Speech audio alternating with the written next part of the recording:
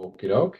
So, good morning and good evening for those of you who are joining other places in the world. Very happy to have you all here for the webinar on geochemical fingerprinting with George Norton. Just before we get started, a couple of housekeeping items. The first thing is that we are almost 100 registered participants, so everybody is muted by default in this WebEx event system, but that does not mean that you can't ask questions as we go along with the webinar. So if you have a question, just ask that question down to the right in the Q&A chat box that you find down here. So there's two ways to it. There's a chat option and there's a Q&A option. So try to use the Q&A option because it's easier for us to keep track of the questions that way. The webinar today is scheduled to be a total of 45 to 60 minutes. So after George is done with his presentation, there will be a Q&A session where we're going to go through the questions. And also just an FYI, the course will be recorded and distributed to everyone on LinkedIn and on our YouTube channel, and also everyone that's been attending this meeting. We'll also be available on Whitson Academy, which is just our online learning platform where you can get access to live virtual courses, live topical webinars such as this, different how-to videos, and also different on-demand pre-made courses. And most of those courses are related to what we do at Whitson, so basically petroleum engineering type of work. On our webpage already, you can find the courses for this year and next year that we're offering in public courses. You'll also find our software courses there related to Whitson Plus, and also next year for Whitson PVT. And you also find the next and upcoming webinars there as well. So on that note, I'm very excited to introduce the speaker, a very good friend of mine, George Norton. He has a bachelor's degree in mechanical engineering from University of Kansas. He has more than 10 years of experience in the industry from companies such as Schlumberger, Carbo, Oxy, and now most recently Red Bluff Resources. He is, which of course I'm extremely proud on his behalf, a SB Distinguished Lecturer this year. So he definitely has some very, very good technical skills and is a very good communicator. So that's why we're extremely happy to have him here today. And also for those of you who at least either are going to Houston or live in Houston, such as myself, he also knows all the best restaurants in Houston. So if you need any restaurant tips, this is definitely your guy.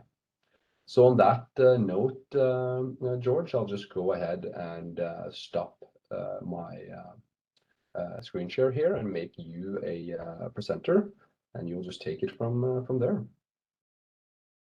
All right, thank you, sir. I really appreciate it. Thank you for having me today. Let me get my screen going here.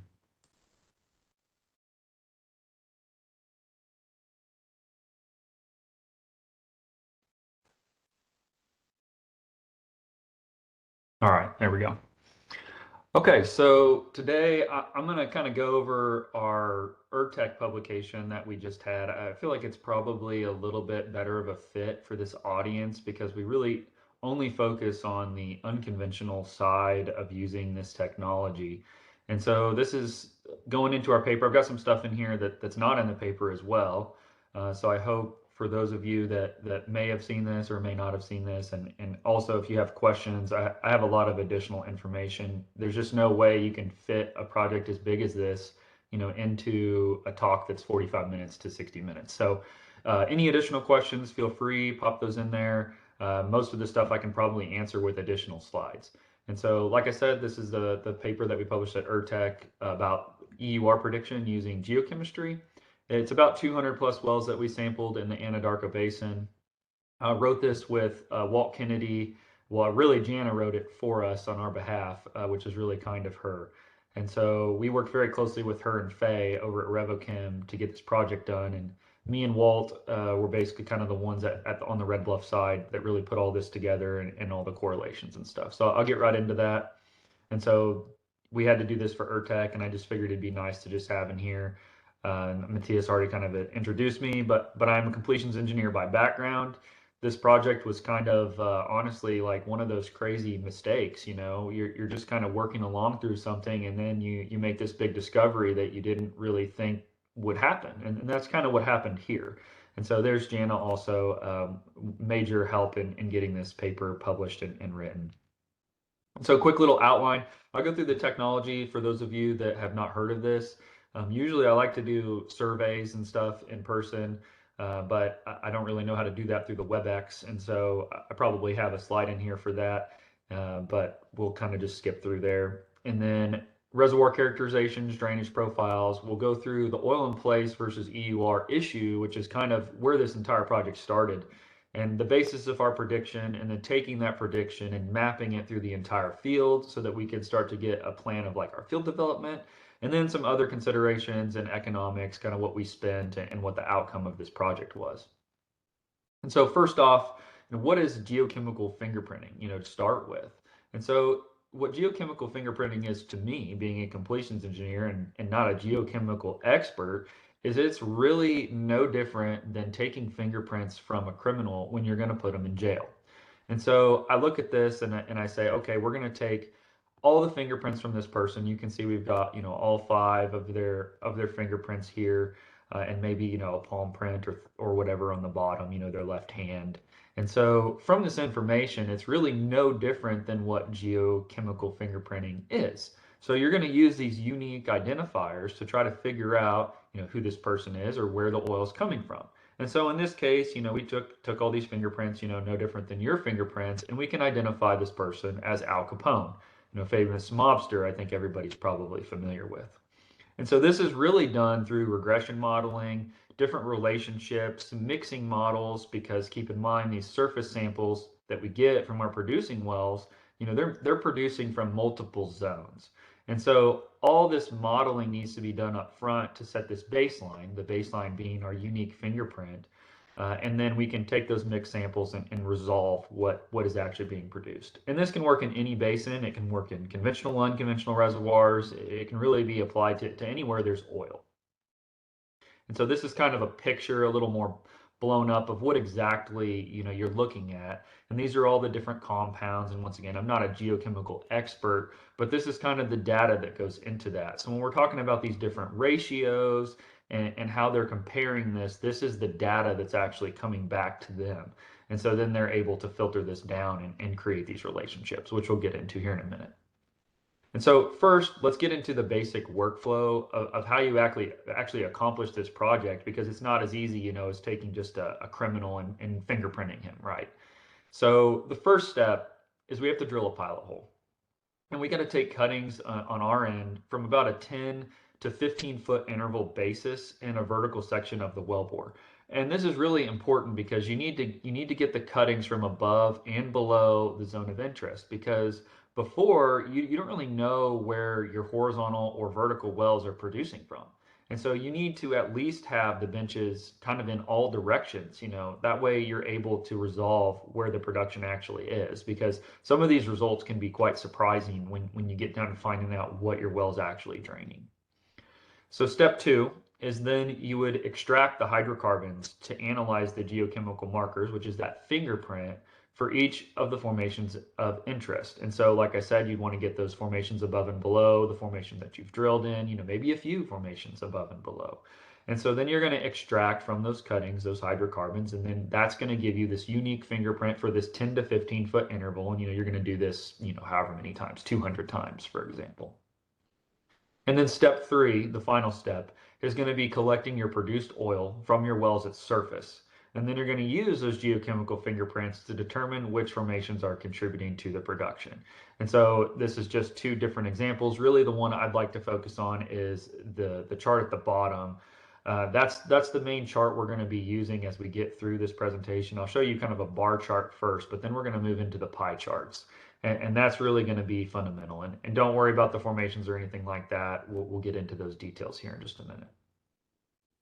So this is where I would normally do a survey, find out how many of you guys know about geochemistry, if you know what GC by GC is and who RevoChem is, and just kind of the generalities and just kind of survey the audience. But don't worry about that. So we'll skip right through there. So why do we even do this? And so was getting into the first slide. What's the fundamental basis for this project? And so for us, we knew that predicting EUR before drilling can be challenging. It's especially challenging in the mid-continent and Anadarko Basin because there's a lot of stuff going on. There's a lot of faults, there's a lot of tectonics at play. Your benches are completely different. You can have wells a section over that are 50% the production of the section next to it. You've also got obviously parent-child relationships and all these different things. And so trying to figure out what optimum area to develop is very hard, especially like I said in MidCon. And so we needed to identify the key producing zones and the benches that are critical to getting the highest EUR. And so I'm assuming most people, if you're attending a Whitson webinar, you're probably an engineer. And so I would think most engineers are capable of, taking a sample of rock and getting some oil out of it. And we can do that. And maybe we've got some variables that we understand. We've got some wells in the basin, maybe some porosity, some water saturation, some thickness information. And being as we're all probably engineers, we've got our fancy smancy TI-89s, TI-83s, and all these calculators that we all had in school. And we can plug some stuff into there and figure out how many buckets of oil, how much oil in place, there is in this rock. And that's something we can do. And so unfortunately, when we do that, this is the kind of correlations that we've seen. And this is EUR versus oil in place for our basin. And I don't know how many wells is in this chart, but it's quite a few. And so you can see the R squared here, we have like a 1% correlation. It's basically a shotgun blast. I mean, you can get a higher oil in place. It doesn't necessarily mean a higher EUR. It's very challenging, like I said. And so when we're looking at just using this as our baseline, which, a lot of people in geology and exploration do, for this basin, it becomes very difficult. And we were having issues with our drilling program because, we could drill a high oil in place region and maybe get bad performance. So vice versa, you wouldn't be able to predict the good performance either. And so unfortunately for us, as engineers with our calculators, these calculations for oil in place do not mean oil coming out of the ground, which we all obviously wish that it would. And it was that straightforward. So where do we drill? If oil in place is a poor predictor for EUR, it could be related, but it's inaccurate. So what are we supposed to do? How do we handle our field development? How do we plan for economics and oil price? What do we pay for land we're going to buy? All these become a huge unknown now that we know that this is extremely unpredictable. And so this is really no different than me playing the game of darts. And I'm not good at darts. So I could just take this and I'm going to just start throwing darts at this dartboard. Maybe sometimes I hit the bullseye and sometimes I hit the wall. So it just becomes a challenge. Once again, it's very random, not really a good correlation there. So this is the fundamental basis for the project, and this is why we started this. And so the first off thing that we did was drill the pilot hole, as I said. And so the sampling protocol for us to generate this fingerprinting baseline, we really required rigorous cutting sampling. This is the first time we ever did something like this, and we didn't want to mess it up, by undersampling. So we did 10 to 15 foot sampling intervals, which I would really recommend in any basin that has some complexity to it. The other thing is we did have some core, and I would say that the cuttings perform very similarly to core. The only difference is that you get additional sampling intervals with cuttings. You'd have to spend a lot of money and use a lot of rock of your core if you wanted to do a similar project to this using core. The other thing with core is we had a few cores. One of them was really old. It's like 2.5, 3 years old, which I mean in core state, obviously not very old, but there wasn't really any oil left in it because it wasn't preserved very well. You get your geology exploration, maybe some engineers in there, and you do all the tests to the core you want, and then you just kind of store it and you forget about it. And so, 2 years goes by and it wasn't preserved that well because you thought you had done all the testing that you wanted to. And so I would say if you're going to use core, preservation is key. And so just to walk through this, this is no different than a mud log. So you can see here on our mud log, these cuttings are changing by depth. You can kind of see the little pictures there and the gamma ray and how things change. And this is exactly what we're doing. We're taking these cuttings and we're sampling them. After that, we put them in bags here. Those are our 10 to 15 foot sampling intervals. and then those get sent away for processing. And like I said, this is generating that fingerprint. We extract the hydrocarbons, we're generating that unique fingerprint. So going back to fingerprints, I think of the FBI. I think of the FBI database. If there's somebody who can find out, who somebody in the US is, it's probably the FBI. And so this is exactly what we're doing. Think of us as investigators, and we've got these fingerprints, and now we want to find out, who is this oil that we have at surface? And that's exactly what we're doing. No different than the FBI database. And so that's just a good comparison I like to think of as a completions engineer.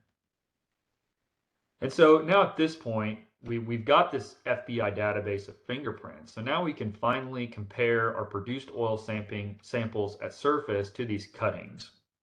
And so the first thing you got to do is you got to make a bunch of chemical ratio plots. And Revochem is really the one who's responsible for this portion of the project, because what they have to do is figure out which chemical ratios they can plot to get these correlations. And so an example of this is shown here. So you've got ratio 1, ratio 2, and there's different compounds that can go into this. And you can see here, you've got Merrimack at the bottom, which for us is a shallow bench. Osage is a little deeper. Then you have Woodford, and Hunton is actually the deepest. And so you can kind of see the gray X's is our actual produced oil samples at surface. And you're going to have many of these plots. It's not just this 1 ratio 2. There's many of these needed to resolve this problem. And so what you're going to do is you're going to plot these on all these different ratio plots to resolve where that oil is actually coming from. And it ends up, you're going to have so many of these that the answer becomes very unique. It's not like you've got this massive error bar. Revochem is actually able to plot the physical error with every sample. And so this is something that is, I would say, very well understood. I know there was a lot of skepticism even on the Red Bluff side when we started this project. And we knew where some of these wells were producing from because they were so different that the produced water was different. And so we kind of tested Revochem at first by sampling some of these crazy wells just to see what answers they would get. And we were very surprised by it. And that's why we really pushed hard on this, because we thought it was really revolutionary what they were able to do. And because of that, we were able to do what we were able to do, which we'll get further into here.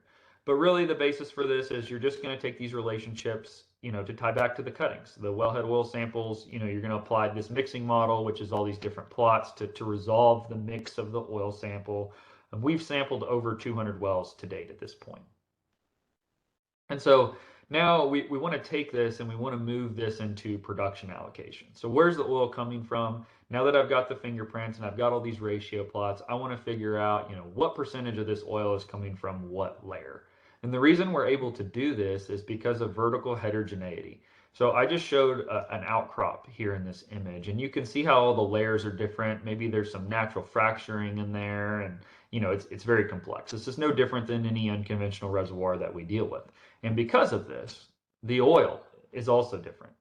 And so the oil that has migrated through these different layers, it changes with depth. And this is what allows us to do this production allocation. And what we wanted to do was focus on the high producing regions in our reservoir. And to do this, once again, we're taking the produced oil and we're tying that back to our fingerprint baseline, which for us is cuttings, and focusing on the high producing regions. And so here's an example of one of the end results from one of these wells. So you can see here on the left, we have 8,000 feet down to 8,500 feet. And you can see the different percentages. Now these are the individual 10 to 15 foot layers and the percentage of oil that's coming out of them. The little line, the dark line you see on there, that's actually the error bar by each layer. And now keep in mind, this is very specific because we're talking about a 10 to 15 foot interval here. So what we can also do is we can convert this to production by bench. And so here, Merrimack D is our shallowest bench, with Hunton being our deepest bench. So I have this plotted in relation to depth. Our Merrimack is all in blue, Osage is green, Woodford kind of is black, but on the bar chart it kind of looks gray on the screen for some reason, and then orange is the Hunton.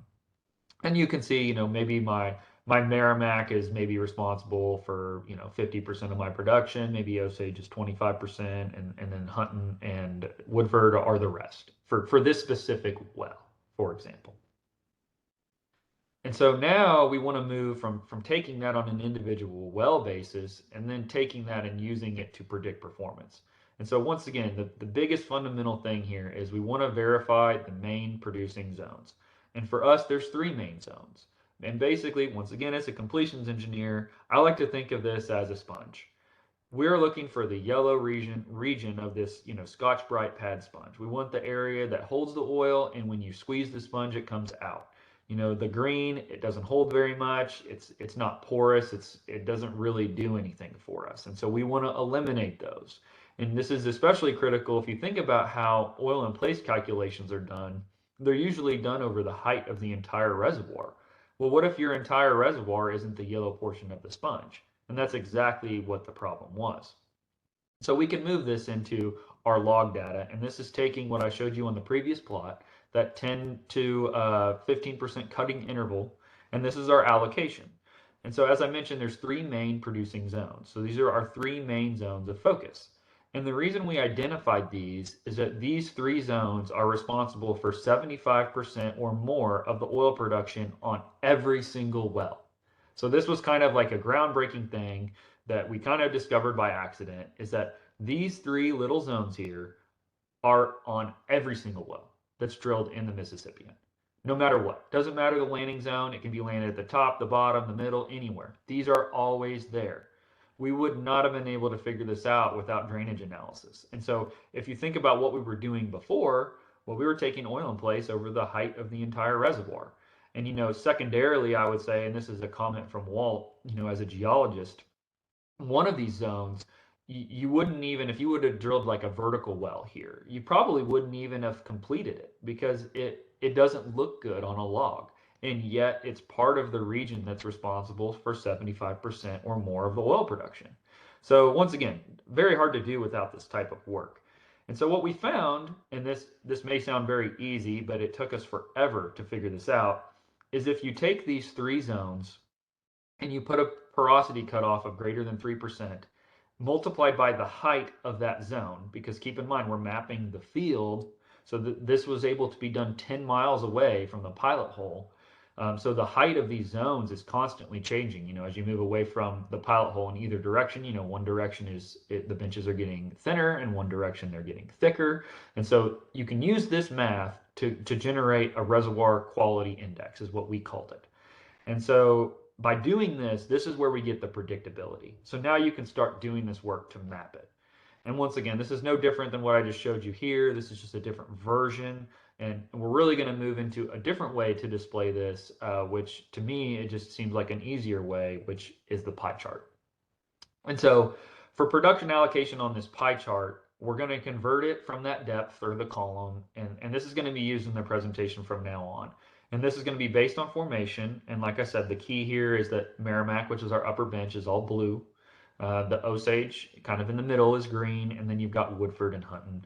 And you really don't need to necessarily pay attention to these benches, maybe not even the colors, and I'll get into that here in just a minute why. And that's because really the only thing we care about, I don't even care about the benches anymore, right? I only care about those main zones. I only care about those three producing zones because that is 75% of my production on every single well, every well. And so I took an example here and I took the zones that are not responsible for that 75% and I colored them white. And so this is what we're going to be looking at from now on. And this is really just to drive the point home that this is the production that we're able to predict. The white colored portion of this pie chart is not consistent. And so when you think about, I'm looking at 200 plus wells, like I mentioned, some of these wells may have, for example, Merrimack D, I have that as white.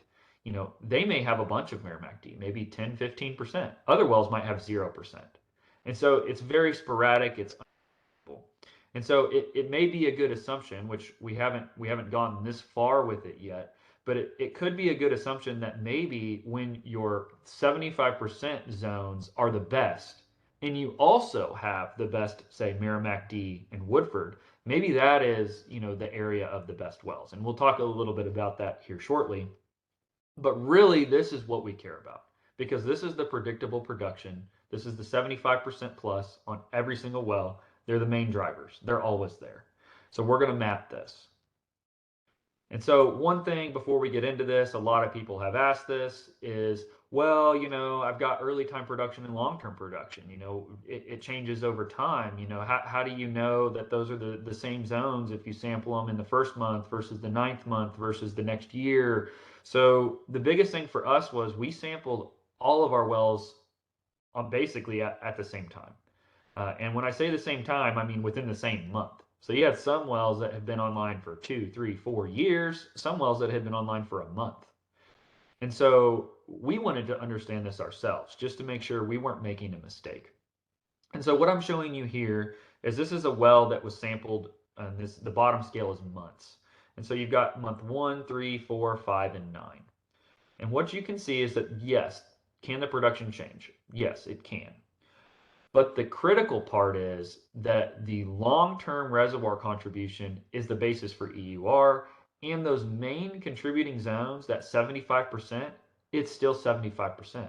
It's 75% from month 1, 3, 4, 5, 9. It's always 75% from day 1 to day 4,000, theoretically, right? We don't have any wells that have been online for that long, but theoretically, that should remain a constant. And so we've actually gone as far as sampling wells by the week, and we still found this to hold true. So once again, this is for the Anadarko Basin. I don't know if this is necessarily always true, but this is what we've found. So in your own basin, you would obviously want to do this work just to double check. The other thing, as I mentioned, the landing zone in the Mississippian did not affect this 75%. So I went and took the average, this was 184 wells at the time that's in this plot. And I just wanted to show the average of every landing zone we had. So, there's, 20 to 40, whatever wells in each of these different landing zones. And if you color the orange box, that is the Mississippian. So the orange box, you can see those circles have about 25% or less white region in all of them. And so this was pretty interesting to us, is that as long as you're landed in the Miss, your drainage is the same. It doesn't matter if I land in the D, the C, the B, A, or Osage. And so I think this really speaks to the sponge concept, is I'm always draining the best reservoir rock, regardless of what I try to do to change it. I may try to influence what happens in my well by drilling a higher or lower landing zone, but ultimately the quality of the reservoir is going to determine what comes to the well. And so this is what we found. And so you can see here, if you look just even through the Osage, obviously if we start at the Merrimack D, which is furthest from the Osage, it has about 25%, which is the green, drainage in the Osage. You move to landing in the Osage. Well, now I've got 32%. So does it change a little bit? Well, yes, of course it does. But it's still a major contributor, regardless of where you land. Now, the other key thing here is if you look at the Woodford and the Hunton, those producing areas are completely different. So if I wanted to look specifically at the Woodford or the Hunton, I would need to make a different correlation. You can see on the Woodford, I almost have 50% of my circle as white, which is what I'm considering a not predictable reservoir rock. And it may be predictable if I only looked at Woodford wells. It just may not be the same prediction. And the same thing applies to the Hunton. I've got 75% of my circle white. I can't use the same correlation if I'm trying to predict Hunton wells. And so we focused on the Mississippian as that is our main reservoir that we're trying to drill. It's the most economic in this area. And so we found that really, regardless of landing zone in the Mississippian, we are able to do the same prediction. And so that's what we move forward with. Many of us here are probably familiar with R squared. It's basically just a percentage of how your correlation is going to relate to what you're trying to predict. So for example, if it's 0, it's 0%. There's no correlation. If it's 0.5, it's a 50% correlation. If it's 1, it's 100%, right? And so we already knew right out the gate, we were only looking at 75 to 80% of the actual production is what we were mapping. So we already knew we were only going to be able to get 75 to 80% correct because there's this other oil that we're leaving out of the equation, which is that variable production. And so when you eliminate that variable production, because it's difficult to predict, once again, the baseline is 75 to 80%. So we move forward, we plot that, and look, 74% production, or 74% prediction. And so this is the RQI that I talked about. So that porosity times the height of only those three contributing main zones to get this RQI value. We didn't change these. There's no factors in here. Straight up the math is 4, for example, on some of this. It's 6. It's whatever it calculated out to be, and that is the actual number. And so we didn't try to make this, a scale of 1 to 10 or anything like that. It was just whatever it worked out to be. And this is versus EUR. And you can see our correlation here, like I said, 74%. This is applied to only standalone wells. And I'll get into some of the complexities of using this on non-standalone wells, which is also very interesting, some things that we learned. But there is a direct correlation here. So if I take these same standalone wells, now I go back to just my oil in place plot. You can see now I've really segregated down the well data set, and now I've got a 41% correlation to oil in place values and EUR. So there's obviously a little bit of relationship here where this oil in place can affect the EUR. It's not super predictable. So I mean, sure, 41% may be good, but when I get my entire well data set in there, it really falls apart versus our RQI doesn't. And I'll show you some of that work here shortly. Uh, but really the fundamental thing to take away here is if I'm going to drill wells based on oil in place, does it matter? Yes. Can I use it as a predictor? Probably not. You can see some wells that have a very high oil in place that have very low EURs. And we think that part of this is the variables in the oil in place calculation. Maybe we don't have the best understanding. I would say we're a small operator. There's a lot of data that, of course, we wish that we had that we could use to make this calculation better that we don't have. So, maybe there's error just simply because of that. But there is something that's wrong, obviously. So another thing to just get into is overperforming wells now. Well, okay, now are those wells that had super high oil in place? What does that do to my RQI? Well, so here's 4 wells that are, basically unpredictable performance. They're so good. These are the prolific wells. These are not standard performance at all. We're only trying to predict standard performance. But the key fundamental here is I've got RQI versus EUR at the top. And if I only look at these 4 wells that are prolific, you can see that my RQI increases as the EUR increases. So it may be almost like an exponential trend, but I'm still seeing, a similar trend. As the RQI goes up, my EUR goes up. If I move to the bottom plot, I now have oil in place versus EUR. Well, now you can see, I've got the first 2 wells, my oil in place is going up, but my EUR is going down. And then I've got the next wells, and I've got, okay, well, my oil in place is going, once again, it's going higher, but my performance is going down. So it doesn't really work on that level. Although you still could say on a general trend, if my oil in place is higher, my performance may be better. Once again, may, because we don't know with certainty that it may be versus the RQI we do. And once again, we believe that this is related to the calculation variables. It could be water saturations, resistivity, wettability, mobility, permeability. There's lots of things that come into play when you're talking oil in place versus what's coming out in terms of EUR. And versus our RQI is accounting for that because we're only measuring what's coming out of the well. So a little bit different kind of calculation. So now how do we take this and actually apply it to the field where it's meaningful? It doesn't really do me much good to go back on a well and predict its EUR when I already know what it's doing. And so I've got this data now. I've got this RQI that I've calculated. And so what we can do is we can apply the same calculation over the whole field. And the biggest thing here is I need to purchase a bunch of vertical well logs because of the contour accuracy. And so you can see here on this map, this is just a snippet of the map that we made. The red regions being what would be considered the best reservoir quality rock based on our calculation, the blue being the worst. You can kind of see how the wells fall in there. The smaller, lighter circles, those are the worst EUR wells. The larger, darker circles are the higher EUR wells. So obviously I've got some opportunities here. I can drill some wells in this red reservoir rock where I don't have any wells, and that's going to be some great production. We can predict that. Versus I probably don't want to drill any more wells over in the blue area. Now keep in mind, once again, this isn't so straightforward on the oil in place calculation. But getting back into the contours and how important this is, I like to consider this the original plan for this project.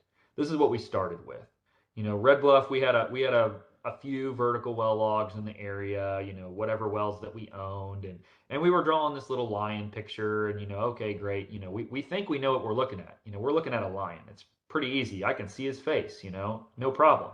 Unfortunately, this was the real picture. Now, this reservoir was way more complicated than we ever thought. So we went and purchased every single vertical well log we could get our hands on. And that took this correlation from 38% R squared or 38% accuracy to the 74% you saw previously, just by buying more vertical well logs. So this resolution is key. You really need to be able to see what you're doing, because don't think that that you understand so much. You know, you don't know what you don't know, right? We didn't know how complicated this was until we had the data, and then we really understood. And so this is what's giving us the ability to predict performance, is the resolution. And so now you may say, okay, well, you know, did you do anything with this? Well, yeah, we did. We actually drilled 9 wells off this RQI, and we've actually even drilled more than that. But I only had production on 9 wells at the time. And so the 9 new wells are in light blue, and the previous wells are in the darker blue. You can see our R squared is now 67%, but really I believe the reason for that is that we had changed kind of reservoir engineering interpretations, and we went and revised all the EURs on all the previous wells. And that's likely the largest change here, is we've gone and corrected EURs. You get more data, you can revise them down or up, you know, whatever. We've also changed, you know, different reservoir engineers over this time span that Red Bluff's been here, so that interpretation changes. But the important thing is that our new wells lie right in what the RQI would have said. You know, it's in our error bar. You know, these wells are falling in line, and it's still accurate. You know, it's still 67% here. So as I had mentioned before, there's other factors that can affect this that we kind of learned more about by having this data. And one of those is infill wells or parent-child effects. And so here you can see we've got these wells that have a really high RQI that they should be much higher. You know, this has dropped our correlation out of 49%. These wells should be performing much better. Well, what we found was that those had too tight a well spacing, and that's what degraded the performance of those wells. The benefit is that, well, with the RQI, we have an exact equation. You know, we can go plot the exact data on those wells, the exact RQI number, and figure out exactly what the EUR should have been on that. You know, obviously there's about a 25% or so error bar, but with relative accuracy. And so we can do that, and then we can actually tell what the degradation by having that well spacing was. And so that's a huge benefit. So we actually went throughout the field and looked at people's different well spacings, you know, 3 wells a section, 4, 5, 6. We looked at chevron patterns. We looked at all kinds of stuff. And we can measure the degradation using the RQI, because our RQI, once again, is giving a predicted well performance. So then we can look and see, okay, well, this well is whatever, 25% below the RQI prediction. So then that means that this well spacing is lowering its performance by this much. And this allows us to achieve the optimum well spacing. So kind of a side benefit, you know, that we didn't really expect. And this also, like I had said, horizontal landing patterns. So we looked at some chevron patterning, you know, whatever you'd like to call it, where you're trying to stagger offset your wells to prevent, you know, them interfering with each other. And as I had already showed you with landing zone, that's not really a beneficial thing if you're drilling multiple Mississippian wells, because regardless of whether they're landing at the top or the bottom of the Mississippian, they are competing with each other. We already know that, because that 75% does not change. And so what we found, obviously, is communication with landing zone changes. So for example, in this case, this is a 5-well example. There's a parent well that's drilled in the Woodford. It's the deepest zone here. The next well next to it is an Osage Woodford. And so if you look at the pie charts that I have on the left here, you can see the Woodford circle, you know, about 50% or so of that is white. And so these 2 wells are draining as though, you know, they're unaltered. Maybe they're draining like they should. But if we move forward and look to, and sorry, that actual well there was not next to the parent. This well is next to the parent, this Merrimack C well. Its drainage is completely changed. you can see that it's draining as if it was a Woodford well. It's got 50% of its pie chart is white. When if you look at the Osage above, just below the title and above the text, the Osage should have about 25% of its circle white. So something has changed here. And we can see that with this fingerprinting. And it's likely because the SRV was drawn towards the depletion of the parent well. And so you can see how that's impacted it. The EUR is also substantially lower because of that degradation. We look at some other wells, so let's look at another one. We can look at this Osage Woodford landing zone. Once again, that should be 50% white on that circle. And it's drilled next to a Merrimack D well. Well, we know what the Merrimack D well should be because it's in the Mississippian. So it should have, 25% or less of its circle white, which it does. But unfortunately, the Osage Woodford well is producing as if it was a Mississippian landing zone, even though it's drilled through the Woodford. And so now we've got this drainage overlap. And not only that, we have changed the entire drainage of what the Woodford well was supposed to drain. It's supposed to have 50% of its circle white. So 50% of that production is what we were saying is variable, which we're not draining with that Merrimack D well, but now we've changed it. And now it's competing with the Merrimack D well. So we've got significant SRV overlap. And so real quick, we'll just kind of summarize through some economics here. This cost us about $500,000. A new well in this basin, I've had to change this a bunch of times, obviously, inflation and all. So I think originally when we started this project, a new well was maybe like 3.25, 3.5 million. When I made this PowerPoint, it was 4. I think now maybe it's even a little more than that. But the biggest benefit of this is really just drilling the optimum locations. If I'm going to invest $4 million on a well, I want it to be the best well it can be. Not only that, if I'm going to do full section development, I only want to drill the best sections, and that's it. And so this gives us a full understanding of that. Plus, I can figure out my well spacing before I even do any testing. So I'm going to narrow that down and be able to know, okay, I really only want to focus on, for example, 4 wells, maybe 5 wells at the most per section. And obviously, there's some impact on oil price and what you're going to do there with degradation. And this resulted in a complete revised development plan. We actually acquired 2 acquisitions, and then we actually sold the whole company. So that's not even on here. But we were able to flip the whole company. This was a private equity backed company. And so since then we were able to sell this. And I really accredit that to basically the last 16 to 18 wells of our drilling program. All of them were really good. And you can see that because of the RQI, that's how we were able to achieve that. That was not very achievable before. It was so unpredictable. And so, in conclusion, you can use this data combined with basic data analytics. I'm not some super Spotfire, wizard in here trying to be able to do some fancy plots. I mean, we did have to do a lot of that work to get to this point, but it is very basic at the end of the day. And it allows us to predict our performance, over these 3 zones. So we narrowed it down. We get these 3 main contributing zones. It becomes predictable through RQI to about 75% accuracy. And then what we found for this area is we were able to go about 10 miles from the pilot hole. So I kind of mentioned that a little bit earlier. 10 miles is quite a ways away. So once you get to about 10 miles for this basin, I'd probably want to go ahead and get another pilot hole, which is what we did. Luckily, people are really interested in this data. So it's really easy to work with other operators, on achieving some of this project. And I would really just quickly like to give a shout out to Oventive, especially Aaron Levitt over at Oventive. Without their team, I don't know that we could have learned as much because, Red Bluff doesn't have 200 wells to sample. And we learned so much by working with those guys to be able to get to this result. I don't know that it would have been possible without it. So, and then further, mapping the predicted EUR. This is the money, right? This is what we want. We want to map a predicted EUR. We want to know where to drill. We want to only drill the best wells.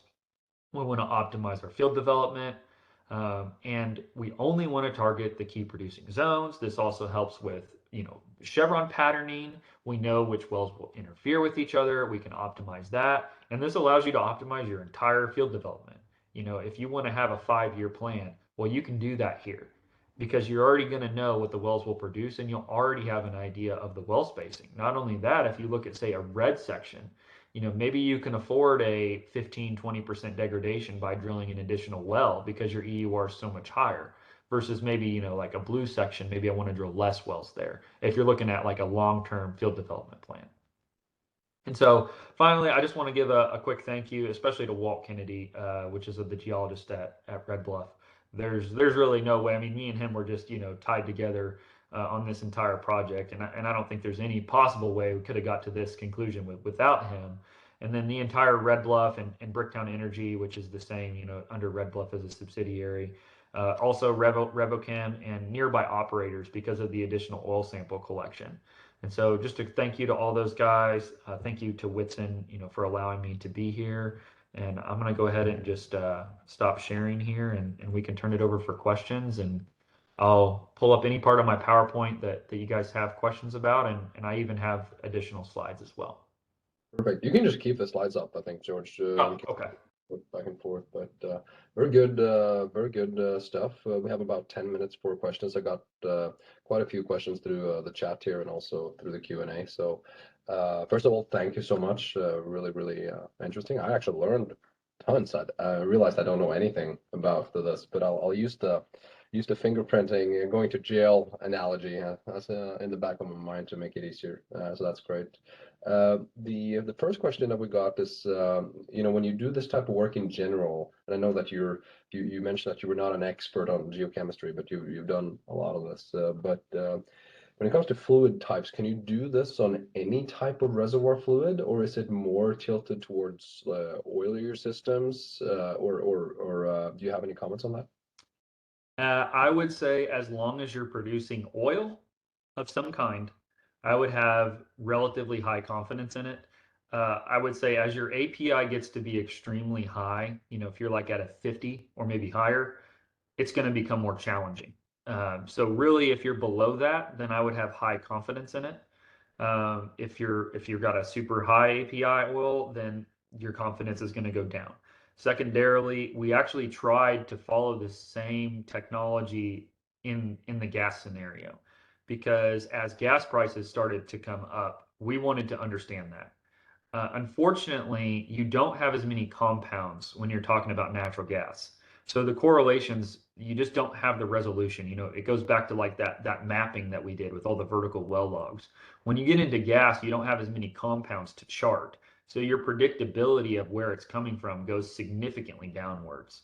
So to me, at this moment, and I'm not saying that this can't happen in the future, but at this moment, I probably wouldn't waste a lot of time on gas. It's very complex. We kind of gave up on it after we spent a few months trying to do that.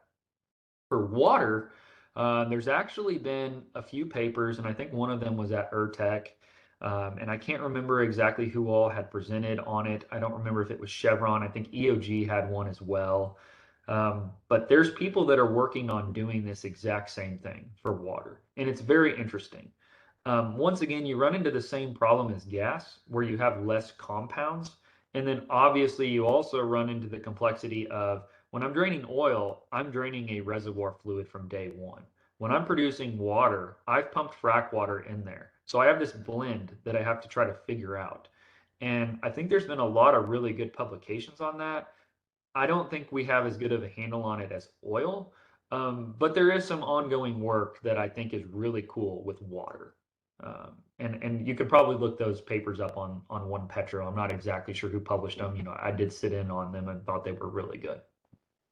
Oh, great.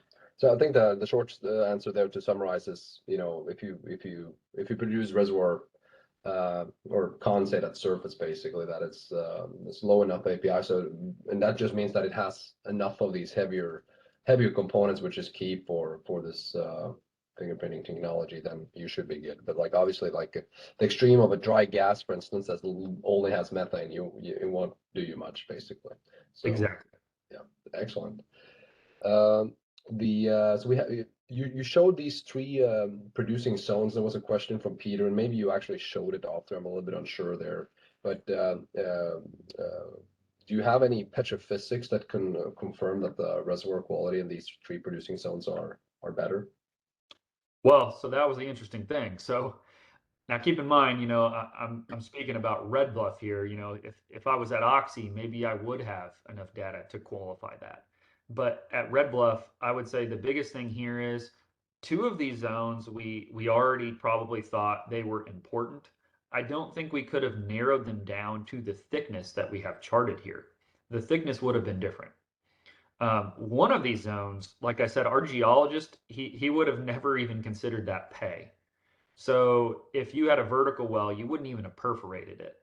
And so I think that was, a fundamental learning is if you're able to detect a zone that you wouldn't have perforated and it's responsible for a lot of your production, then I don't know how you do this work without something like this.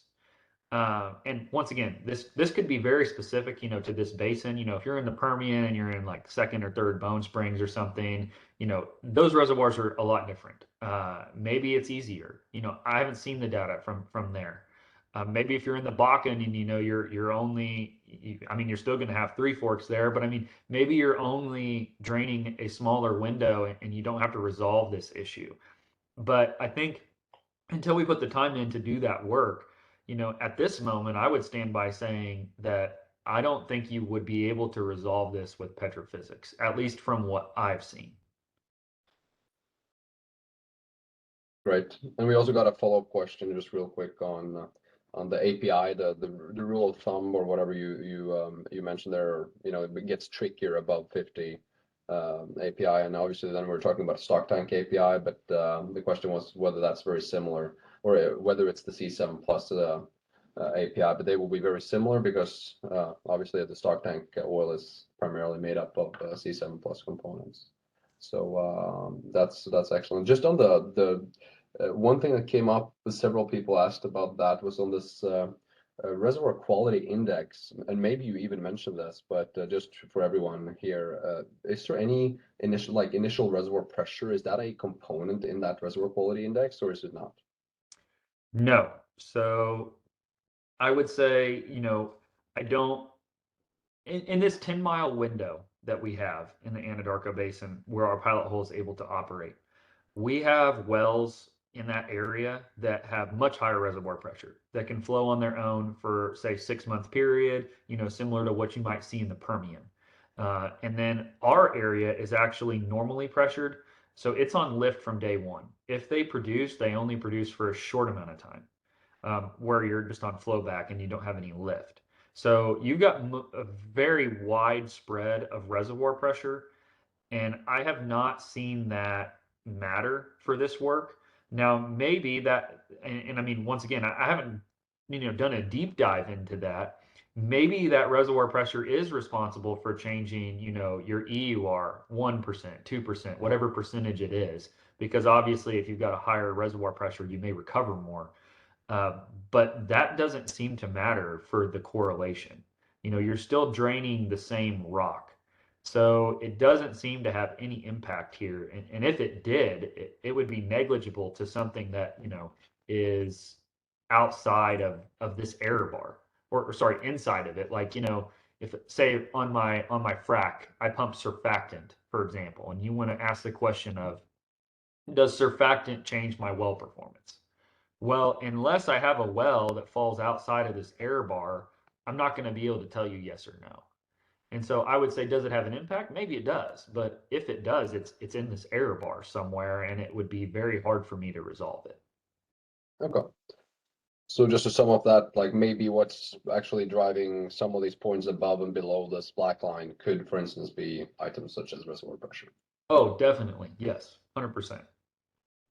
Because a thing that you kind of come into there is obviously, even if you have the same hydrocarbon pore volume, if you have a very different initial reservoir pressure, and also even if you have a different reservoir fluid, which I know is changing dramatically in this basin, just the recovery factor you get from EUR just by running a model on it will be very, very different. So Yeah, exactly. Yep. that's fine. Last question we'll do now, just due to time, is you mentioned you did some type of fingerprinting for gas. So it was a question from Kurt on what types of gas analysis were attempted. If carbon isotope analysis was attempted, why was that not effective for fingerprinting? So, man, this is really testing my memory here. That's probably something that we did 3 years ago. So I know that we sent sealed gas chambers off that were pressurized and everything. Like we took legitimate gas samples and we sent those off to Core Lab, I believe. And I don't exactly know what we ran on those. Basically, I was running under phase guidance of these are the values that I need. These are the tests that I need you to do. And so that's what we did. You know, unfortunately, I'm not a geochemical expert, so I'm not really super familiar with the actual test. But I would assume, you know, if Kurt, you're asking about it, then that's probably the test that we did. I would say anything that would be needed to resolve an answer like this, we would have done that test. I mean, we had enough confidence in this that money would not have stopped us from doing additional testing if it would have given us an answer. So I'm sorry to not have an exact answer, but I hope that that at least answers it in some way. Excellent. Well, that were perfect at the hour. Thank you so much again, George, for taking the time today. Really appreciate it. And I definitely learned a lot, and I'm 100% sure everyone else did it as well. And everybody have a great rest of their Wednesday and a good rest of the week. Thank you so much. Thanks, guys.